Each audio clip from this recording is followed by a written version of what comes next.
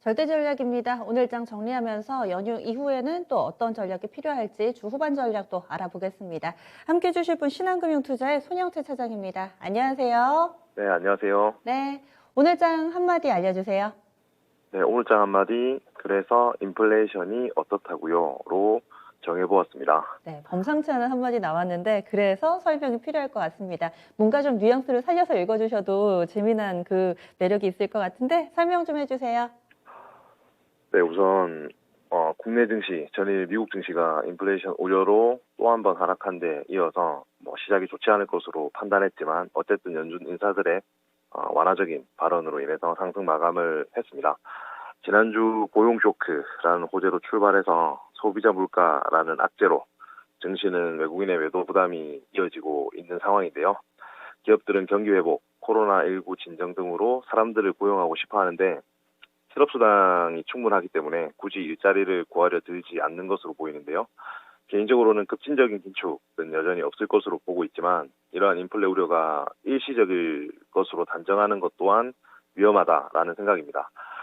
흔히들 필립스 커브의 재림이다라는 말이 나올 정도로 여러 이유에서 지금 미국인들의 임금이 상승할 수밖에 없고 이에 따라 근원물가 상승에도 영향을 미친다는 논리인데 쉽게 말씀드리면 전년 동월비 물가가 기저효과로 크게 상승했기 때문에 다시 내려갈 거다 하는 생각은 조금 위험할 수 있다는 말씀이고요.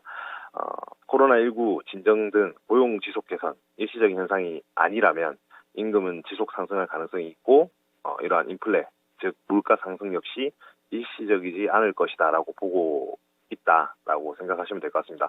그러면 주식이 다시 매력적으로 보이려면 어떤 조건이 필요할까에 대해서 생각해야 되는데 답은 현재 이제 시장에 논란이 되고 있는 이 인플레이션이 어떤 방식으로 이루어지냐에 따라 달린 것 같습니다. 우리가 흔히 비용 인상형 인플레이션, 즉 물가의 상승이 기업 마진 하락으로 인식이 되면 시장에는 부정적인 것이고 다르게 이제 수요 견인형이라고 하는 즉 물가가 오르더라도 이 물가 상승이 기업의 매출 증가로 이어지면 주식시장은 다시 매력적으로 보일 수 있을 거라고 생각하는데요. 우선 후자의 경우로 전환하기 위한 필수 조건들은 갖춰져 있는 상황입니다. 미국 가계저축률이 최고치를 경신하고 있고 이연되었던 투자 수요들도 실제 투자로 이어질 가능성이 있기 때문에 상황은 긍정적으로 보고 코스피가 조정을 받더라도 재차 회복에 더 무게를 두시는 게 맞을 것 같고 업종에 관한 부분은 뒤에서 더 말씀드릴 수 있도록 하겠습니다. 오늘 이렇게 올라서 인플레와 관련된 우려감을 털어내도 되나 이제는 마음을 놓고 계신 투자자분들께는 다시 한번 또 신경 쓸 만한 부분이다라고 콕 집어서 얘기를 해주시는 듯 보이네요. 결국에는 이 부분이 현실화 되느냐 마느냐는 기업 실적, 이 숫자가 잘 나와야지 그때쯤에나 좀 안도를 할 수 있을 거다 이렇게 얘기를 해주신 건데 그러면 오늘의 체크포인트 안으로 좀 깊숙이 들어가 보죠. 네, 오늘장 체크포인트 크게 두 파트로 나누어서 말씀을 드릴 건데요. 첫 번째는 지금 연준 인사들 인플레 우려 진정과 완화적 정책 유지 기조 확인하면서 코스피 1% 이상 상승하면서 마감했습니다. 최근 약세를 이어가던 일본과 대만 그리고 아시아 신흥국들 증시의 기술적 반등 그리고 중화권의 강보합 투자 심리 역시 살아나는 모습이었는데요. 개인과 외국인 경우에는 동반 순매도를 했지만 연기금의 차익성 프로그램 매수 그리고 금융투자의 현물 매수가 발생을 했습니다. 우선 천연가스 가격 급등과 같이 원자재 랠리가 지금 계속 이어지고 있는데 국내 증시에서도 도시가스 그리고 정유 등 에너지 관련주가 강세를 보였던 하루였던 것 같은데 철강금속, 건설, 증권업종 등은 상승을 했고요. 의료정밀과 운수창고 업종 등은 하락하는 모습이었습니다. 코스닥의 경우에는 하락으로 출발을 했는데요. 외국인과 기관 자금 유입되면서 상승 전환을 했고 특히 기술적으로는 지금 60일 이평 상향 돌파하는 모습이었습니다. 5월 들어서 조정을 보였던 게임주들 반등을 시현하면서 지수를 견인했고요. 반도체 소재주들 역시 하방 지지력 확인한 하루였던 것 같습니다. 그 외에 지금 정부의 메타버스 생태계 육성, 민간 협력체인 메타버스 얼라이언스 출범으로 인해서 관련주들 역시 세게 움직였던 것 같습니다. 두 번째로는 수급하고 특징 종목 말씀드릴 건데요. 오랜만에 중대형주들 상승률이 좋았습니다. 거래소 100종목 가운데 제넥신이 9%대 상승률을 기록했고요. 대부분의 종목들 상승한 가운데 메디톡스 정도는 하락하는 모습이었습니다. 코스피 시장에서는 하이닉스 모처럼 반등을 했고 에너지 관련주들이 강했던 것 같습니다. 업종 중에서는 철광과 금속, 대부분 상승을 했고요. 유통과 운수 창고 쪽은 낙폭이 컸는데 특히 진에어 하락폭이 컸던 것 같습니다. 다음은 코스닥 시장인데요. 그간 업종 분위기 좋았는데도 하락을 면치 못했던 일부 제약주들 오늘은 되려 반등을 했습니다. 그리고 컨텐츠 업종 상승에 힘을 보탠 것 같고요. ST팜이나 TNR 바이오, 웹젠과 펄어비스 등의 상승률이 높았던 것 같습니다. 그간 소위 미친 상승률을 보여주었던 뉴바이오로직스 큰 폭으로 하락을 했고요. 키네마스터 하한가를 기록한 점이 특징적이었습니다. 특징주까지 봐주셨네요. 내일은 우리나라는 이 석가탄신일로 인해서 휴장이고요. 아시아 쪽에 홍콩이 또 건국기념일이네요. 그래서 홍콩 휴장이고, 그래서 다른 쪽은 다 열립니다. 그리고 그 이후에 내일 모레 왔을 때 어떤 주요 일정들, 체크포인트들이 있는지 알려주세요. 네, 내일장 체크포인트 역시 오늘장과 마찬가지로 두 가지로 나누어서 말씀을 드리겠습니다. 첫 번째 체크포인트는 FOMC 회의록 그리고 한미 정상회담 등 대외 변수인데요. 외국인 순매도 여전히 부담으로 지금 작용을 하고 있고 앞으로도 조금 부담을 줄 것으로 보이는 가운데 17일 중국 소매 판매 지표 우선 확인하시면 좋을 것 같고요. 이번 주 역시도 인플레 우려 이어지겠지만 각종 정책 흐름을 참고하면서 시장은 움직일 것으로 예상이 됩니다. 4월 FOMC 회의록 공개가 시장 불안을 잠재울 수 있을지 특히 주목이 되고요. 5월에는 FOMC가 없습니다. 없기 때문에 시장이 더욱 민감하게 반응할 수 있을 것 같은데요. 패드 그리고 백악관 근본 물가 급등 일시적일 것으로 보고는 있지만 미국 정부 대규모 투자 계획에 제동으로 작용할 수 있다는 우려는 긴축설 시발점이 돼준 것 같은데요.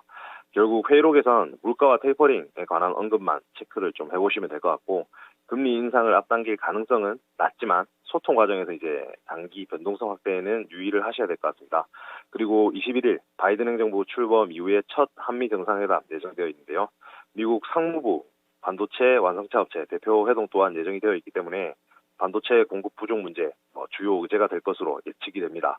이와 같은 대외 이벤트들에 의해서 증시 그리고 업종이 움직일 것이라는 관측이고요. 두 번째로는 기술적으로 단기 추세가 결정될 코스피 시장의 흐름입니다.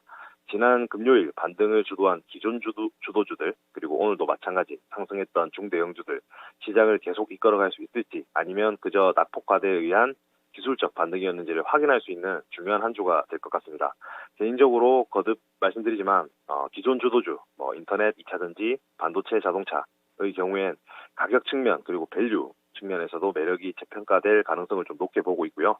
채권금리 하향 안정세 가시화되고 있고 반도체 관련 미국과의 협력관계 내용에 따라서 어떤 시기 그리고 깊이에는 차이가 있을 것으로 보이지만 꾸준히 이들 업종 비중을 늘려가시는 게 좋을 것 같다는 판단입니다. 이에 더해서 코로나19 백신 공급 불안이 제어가 된다면 기존 주도주 그리고 탑10 종목이라 불리는 대형주들의 주도력 그 회복 속도는 더욱 빨라질 것으로 예상을 하고 있습니다. 하반기 수익률 극대화하기 위해서라도 2분기 변동성 확대는 기회라는 점을 계속해서 인지하셨으면 좋겠습니다. 그러면 앞으로 전략 어떻게 세울까요?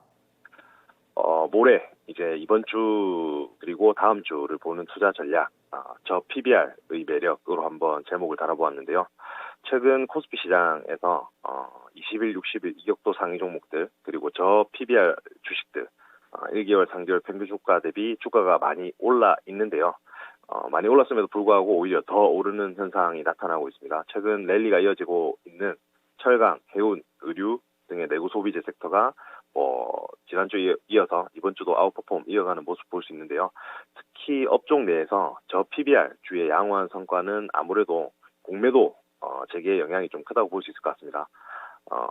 동일 업종, 피어 그룹 대비 고평가된 종목 매도하고 저평가된 종목을 사는 전략, 공매도 세력이 좀 선호하는 전략 중 하나이기 때문인데 어떤 수정 목표 주가라든지 괴리율, PER, 퍼 등 여러 지표들 가운데 지난주까지도 양호한 수익을 보여주었던 이격도 그리고 저 PBR로 종목을 한번 추려보았는데요.